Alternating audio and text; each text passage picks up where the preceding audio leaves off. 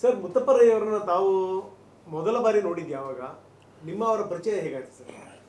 ನಾನು 1978-79ರಲ್ಲಿ ಪುತ್ತೂರು ಅಂತ, ದಕ್ಷಿಣ ಕನ್ನಡ ಜಿಲ್ಲೆ ಪುತ್ತೂರು ಅಂತ ಒಂದು ಪೊಲೀಸ್ ಸ್ಟೇಷನ್ ಇದೆ. ಆ ಪೊಲೀಸ್ ಸ್ಟೇಷನ್ ಸಬ್ ಇನ್ಸ್ಪೆಕ್ಟ್ರಾಗಿ ಹೋದೆ. ಮೊದಲು ನಾನು ಪಾಂಡವಪುರದಿಂದ ಅಲ್ಲಿಂದ ಟ್ರಾನ್ಸ್ಫರ್ ಆಯಿತು, ಅಲ್ಲಿಗೆ ಹೋದೆ. ಅಲ್ಲಿ ಹೋದಾಗ ಅದೇ ಊರಿನಲ್ಲಿ ಮುತ್ತಪ್ಪ ರೈ ವಿಜಯ ಬ್ಯಾಂಕಲ್ಲಿ ಕ್ಲರ್ಕ್ ಆಗಿದ್ದರು. ವಿಜಯ ಬ್ಯಾಂಕಲ್ಲಿ ಹೀಗೆ ಮಾತಿಗೆ ಅವರದ್ದು ಫ್ರೆಂಡ್ಸ್ ಸರ್ಕಲಲ್ಲಿ ಮೀಟ್ ಮಾಡಿದ್ದು. ಅದು ಪ್ರಥಮ ಭೇಟಿ ಅವ್ರದ್ದು. ಸೊ ಏನು ಸರ್ ನಿಮ್ಗೆ ಅವ್ರನ್ನ ನೋಡಿದಾಗ? ಅಂದರೆ ಭೇಟಿ ಕಾರಣ ಏನು? ಭೇಟಿ ಕಾರಣ ನನಗೆ ಫ್ರೆಂಡ್ ಸರ್ಕಲ್ ಅಲ್ಲಿ ಒಂದು ಪೈ ಅಂತ ಒಬ್ಬರು ಗಣೇಶ್ ಬಿಡಿ ಕಂಪನಿಯವರು ಇದ್ದರು. ಅವ್ರ ಹತ್ರ ಇವ್ರು ಬರ್ತಾರೆ. ಅವರೊಂದು ಡಿನ್ನರ್ ಇಟ್ಟಿದ್ರು. ಆ ಡಿನ್ನರ್ಗೆ ಹೋಗಿದ್ದು. ನನಗೆ ಇವ್ರನ್ನ ಪರಿಚಯ ಮಾಡಿಕೊಟ್ರು. ಇವರು ಸರ್ ಇದು ಮುತ್ತಪ್ಪ ರೈ ಅಂತೇಳಿ, ಇವರು ವಿಜಯ ಬ್ಯಾಂಕಲ್ಲಿ ಕ್ಲರ್ಕ್ ಆಗಿದ್ದಾರೆ. ಹಾಗೆ ಅದೇ ಕಾರಣ, ಬೇರೆ ಏನು. ಅಲ್ಲಿಂದ ಪರಿಚಯ. ಈಗ ಬ್ಯಾಂಕಿನ ಕ್ಲರ್ಕ್ ಆದಾಗ ಆದಂಥ ಪರಿಚಯ, ನಂತರ ಹೆಂಗೆ ಗೊತ್ತಾ, ಏನಾದರೂ ಅವ್ರ ಮೇಲೆ ಆರೋಪ, ಅದರ ಏನಾದರೂ ಕೇಸು, ಆ ರೀತಿ ಮತ್ತೇನಾದರೂ ನೀವು ಅವ್ರು ಭೇಟಿ ಮಾಡೋಂಗಾಯ್ತಾ ಸರ್?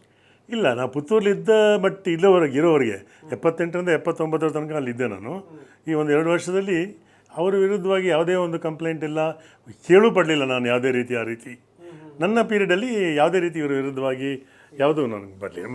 ಸರ್, ಈ ಅಮರ ಆಳ್ವ ಈ ಕೊಲೆ ವಿಚಾರಕ್ಕೆ ಸಂಬಂಧಪಟ್ಟಂಗೆ ಹೆಸರು ಪ್ರಮುಖವಾಗಿ ಕೇಳಿ ಬಂತಲ್ಲ, ಆ ಕೇಸ್ ಬಗ್ಗೆ ಏನು? ಎಸ್, ನಾನು 1992ರಲ್ಲಿ ಮಂಗಳೂರಲ್ಲಿ ಇನ್ಸ್ಪೆಕ್ಟರ್ ಆಗಿದ್ದೆ.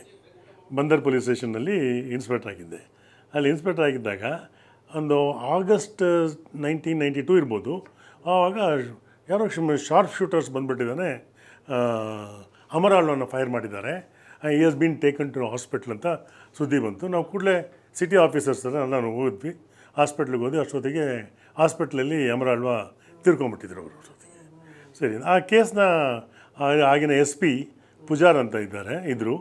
ಅವರು ಈ ಕೇಸ್ನ ಅಲ್ಲಿರುವಂಥ ಇನ್ಸ್ಪೆಕ್ಟ್ರ್ ಒಬ್ಬರು, ಅವ್ರು ಹೆರಾಜೆ ಅಂತ, ಅವ್ರು ರಜಾ ಹೋಗಿದ್ದ ಕಾರಣ ಈ ಕೇಸ್ನ ನೀವೇ ತನಿಖೆ ಮಾಡಿ ಅಂತೇಳಿ ನನಗೆ ಒಪ್ಪಿಸಿದ್ರು. ಹಾಗಾಗಿ ನಾನು ಆ ಕೇಸ್ನ ತಗೊಂಡು ತನಿಖೆ ಮಾಡಿದ್ದು. ತನಿಖೆ ಮಾಡಿದಾಗ ಏನಾದರೂ ಇವ್ರದ್ದು ಸಾಕ್ಷಿಗಳ ಆ ಥರ ಏನಾದರೂ ಸಿಗ್ತಾ? ಆ್ಯಕ್ಚುಲಿ ಆ ಕೇಸ್ನಲ್ಲಿ FIR ಕೊಟ್ಟಿದ್ದು ಮುತ್ತಪ್ಪ ರೈ ಮತ್ತು ಅವರ ಸಹಚರರು ಅಂತಲೇ ಇದೆ. ಪ್ರಕರಣದಲ್ಲಿ ರಿಜಿಸ್ಟ್ರಿ ಮಾಡ್ಕೊಳ್ಳುವಾಗ ಮುತ್ತಪ್ಪ ರೈ ಮತ್ತು ಅವರ ಸಹಚರರು ಅಂತಲೇ ಇದೆ. ಹಾಗಾಗಿ ನಾವು ಮುತ್ತಪ್ಪ ರೈ ಫಸ್ಟು ಅವನ ಡೈರೆಕ್ಷನಲ್ಲೇ ನಾವು ತನಿಖೆ ಮಾಡಿಕೊಂಡು ಹೊರಟ್ವಿ ಬಿಗಿನಿಂಗಲ್ಲಿ. ಸ್ವಲ್ಪ ದಾರಿ ತನಕ ಅದು ನಮಗೇನು ಅಷ್ಟೇನು ಇಂಪಾರ್ಟೆಂಟ್ ಏನೂ ಸಿಗಲಿಲ್ಲ. ನಂತರ ಈ ಅಪರಾಧಿಗಳು ಯಾರು ಅನ್ನೋದನ್ನು ಸ್ವಲ್ಪ ಇನ್ಫಾರ್ಮೇಷನ್ ಬಂತು. ಹಾಗೆ ಒಬ್ಬ ಹೋಗಿದ್ದಾನೆ, ಮಣಿಪಾಲಲ್ಲಿ ಅಡ್ಮಿಟ್ ಆಗಿದ್ದಾನೆ, ಇನ್ನೊಬ್ಬ ಓಡೋಗಿದ್ದಾನೆ, ಬಾಂಬೆ ಓಡಿ ಹೋಗಿದ್ದಾನೆ ಅಂತ ಇದೆಲ್ಲ ಇನ್ಫಾರ್ಮೇಷನ್ ಬರ್ತಾಯಿದೆ. ಹಾಗಾಗಿ ಫಸ್ಟ್ ಈ ಅಪರಾಧಿಗಳನ್ನ ಮೊದಲು ನಾವು ಅರೆಸ್ಟ್ ಮಾಡ್ಕೊಳ್ಳೋಣ ಅಂಥೇಳಿ ಈ ಅಪರಾಧಿಗಳನ್ನು ಅರೆಸ್ಟ್ ಮಾಡಲಿಕ್ಕೆ ನಾವು ಕಾನ್ಸಂಟ್ರೇಟ್ ಮಾಡಿದ್ರೆ ಇವ್ರನ್ನ ಮೊದಲು ಅಪರಾಧಿಗಳನ್ನ ಅರೆಸ್ಟ್ ಮಾಡ್ಕೊಂಡ್ವಿ. ಅಂದರೆ ಇವ್ರ ಬಗ್ಗೆ ಯಾವುದೇ ಕ್ಲೂ ಸಿಗಲಿಲ್ಲ.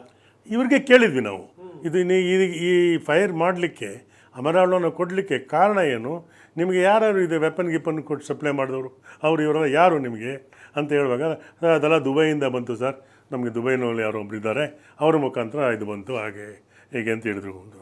ನಾವು ಬೇಕು ಅಂತೇಳಿ ನಾವು ಮುತ್ತಪ್ಪ ರೈನ ಡೈರೆಕ್ಟಾಗಿ ನಾವು ಕೇಳಲಿಕ್ಕೆ ಹೋಗಲಿಲ್ಲ. ನೋಡೋಣ ಅವ್ರ ಬಾಯಿಂದ ಏನು ಬರ್ತದೆ ಅಂದ್ಬಿಟ್ಟಿದ್ದಾರೆ.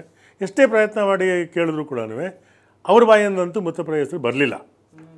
ಸೊ ಹೀಗಾಗಿ ಮುತ್ತಪ್ಪ ರೈ ವಿರುದ್ಧ ಯಾವುದೇ ಸಾಕ್ಷಿ ಆಗಲಿ ಅಥವಾ ಇವ್ರ ಮೇಲಿನ ಆರೋಪ ನಮಗೆ ಬರಲಿಲ್ಲ. ಹಾಗಾಗಿ ಈಗ ಪುತ್ತೂರು, ಮಂಗಳೂರು, ಅಲ್ಲಿಂದ ಈ ಬೆಂಗಳೂರು ಹೆಂಗೆ ಸರ್ ಆ ಮನುಷ್ಯ ಶಿಫ್ಟ್ ಆಗಿತ್ತು? ಏನು ಐಡಿಯಾ? ಬೆಂಗಳೂರು ನನಗೆ ತಿಳಿದ ಮಟ್ಟಿಗೆ ಅವರು ವಿಜಯ ಬ್ಯಾಂಕಿಂದ ಅವರು ಬಾಂಬೆಗೆ ಒಮ್ಮೆ ಟ್ರಾನ್ಸ್ಫರ್ ಆಗಿ ಕಡೆಗೆ ಅವ್ರು ರಿಸೈನ್ ಮಾಡಿಬಿಟ್ಟಿದ್ದಾನೆ. ಬೆಂಗಳೂರು ಬಂದು ಸೆಟಲ್ ಮಾಡಲಿಕ್ಕೆ ಬರ್ತಾರೆ. ಅವ್ರು ಬೆಂಗಳೂರು ಬಂದುಬಿಟ್ಟು ಅವ್ರ ಫ್ರೆಂಡ್ ಯಾರೋ ಜೊತೆಗೆ ಸೇರ್ಕೊಂಡ್ಬಿಟ್ಟಿದ್ದಾನೆ. ಬ್ರಿಗೇಡ್ ರೋಡಲ್ಲಿ ಒಮರ್ ಖಯಾಮ್ ಅಂತೇಳಿ ಒಂದು ಹೋಟೆಲ್ ಸ್ಟಾಪ್ನ ಮಾಡ್ತಾರೆ. ಒಮರ್ ಖಯಾಮ್ ಅಂತ ಒಂದು ಹೋಟೆಲ್ ಸ್ಟಾಪ್ ಮಾಡ್ತಾರೆ. ಒಂದು ದಿವಸ ನನಗೆ ಸಿಕ್ಕಿದ್ದಾನೆ, ಸರ್ ನಾನು ಬೆಂಗಳೂರಲ್ಲಿ ಒಂದು ಹೋಟೆಲ್ ಸ್ಟಾಪ್ ಮಾಡ್ತಾಯಿದ್ದೀನಿ, ಒಮ್ಮೆ ಫ್ರೀ ಇದ್ದಾಗ ಬಂದು ಹೋಗಿ ಅಂತ ಹೇಳಿದ್ರೆ ಹೋಗಿದ್ದೇನೆ. ಹೋಗಿ ಎಲ್ಲ ಯಾವ ದಿವಸ ಒಂದು ಊಟ ಕೂಡ ಮಾಡ್ಕೊಂಡು ಬಂದಿರ್ತೀನಿ. ಇದು ಅವರ ಬೆಂಗಳೂರಿನಲ್ಲಿ ಬಂದು ನೆಲೆಸಿದ ಬಿಗಿನಿಂಗಲ್ಲಿ ನನಗೆ ಸಿಕ್ಕಿದಂಥ ಮಾಹಿತಿ. ಬೆಂಗಳೂರಿನ ಭೂಗತ ಲೋಕಕ್ಕೆ ಹೆಂಗೆ ಅವರು ನಂಟು ಬಂತು ಅಂತ ಏನಾದ್ರ ಬಗ್ಗೆ ಏನಾದರೂ ಐಡಿಯಾ ಇದೆ? ನನಗೆ ಕೇಳಿದ್ದು ಆ ಟೈಮಲ್ಲಿ ಏನು ಅಂತಂತೇಳಿ, ಅವರು ಒಮ್ಮೆ ಹೋಟೆಲಲ್ಲಿ ಉಮರ್ ಖಯಾಮ್ ಹೋಟೆಲಲ್ಲಿ ಇರಬೇಕು ಅಂತ ಹೇಳಿದ್ರೆ ಶಿವಾಜಿನಗರ ರೌಡಿಗಳಂತೆ ಅವ್ರು ಬಂದುಬಿಟ್ಟಿದ್ದಾನೆ, ಬಾಂಬಲ್ ಕೊಡು ಹಾಗೆ ಅಂತೇಳಿ ರೋಲ್ ಕಾಲ್ ಮಾಡೋಕ್ಕೆ ಬಂದರು. ಈ ಹಫ್ತಾ ಅಂತ ರೋಲ್ ಮಾಡಿ ಬಂದರು. ಇವರು ಕಿಚನಲ್ಲಿ ಇದ್ರಂತೆ. ಇವರು ಕಿಚನಲ್ಲಿ ಇದ್ಕೊಂಡು ಕೈಲಿಗೆ ಚಾಕುಗೇನೋ ಇಟ್ಕೊಂಡಿದ್ದಾರೆ. ಆ ಚಾಕು ಇಟ್ಕೊಂಡು ಯಾರೋ ಅದೇ ಅಂತೇಳಿ ಬಂದಿದ್ದಾರೆ. ಅದು overnight Muttappa Rai become ಒಂಥರ ದಾದಾ ಥರ ಆಗಿಬಿಟ್ಟು ಅಂತ ಹೇಳಿದ್ದಾನೆ. ತಿಳ್ಕೊಂಡು ಅವರು ಒಮ್ಮೆ ಹೇಳಿದ್ದಾರೆ, ಅವರು ಅದು ನಿಜ ಅಂತ ಹೇಳಿದ್ದಾರೆ ಅವರು. ಓಕೆ. ಸೊ ಅದು ಬಿಟ್ರೆ ಹೆಂಗೆ ಡೀಪ್ ಕನೆಕ್ಷನ್ ಇತ್ತು ಅನ್ನೋದ್ರ ಬಗ್ಗೆ ಏನಾದ್ರು? ಅವ್ರ ಡೀಪ್ ಕನೆಕ್ಷನ್ಸ್ ಬಗ್ಗೆ ನನಗೆ ಅದು ಗೊತ್ತಿಲ್ಲ. ಇದು ನಿಜಕ್ಕೂ ಜಯರಾಜ್ ಹತ್ಯೆ ಹಿಂದೆ ಇವರ ಕೈವಾಡವೇ ಇದೆ ಅಂತ ಏನಾದ್ರು ಅದ್ರ ಬಗ್ಗೆ ಏನಾದ್ರು? ನನಗೇನು ಅದರ ಬಗ್ಗೆ ಮಾಹಿತಿ ಇಲ್ಲ. ಇರ್ಬೋದು, ಆದರೆ ಪೊಲೀಸ್ ತನಿಖೆನೆಲ್ಲ ಮಾಡಿದ್ದಾರೆ. ನನಗೆ ಡೈರೆಕ್ಟಾಗಿ ಗೊತ್ತಿಲ್ಲ. Okay okay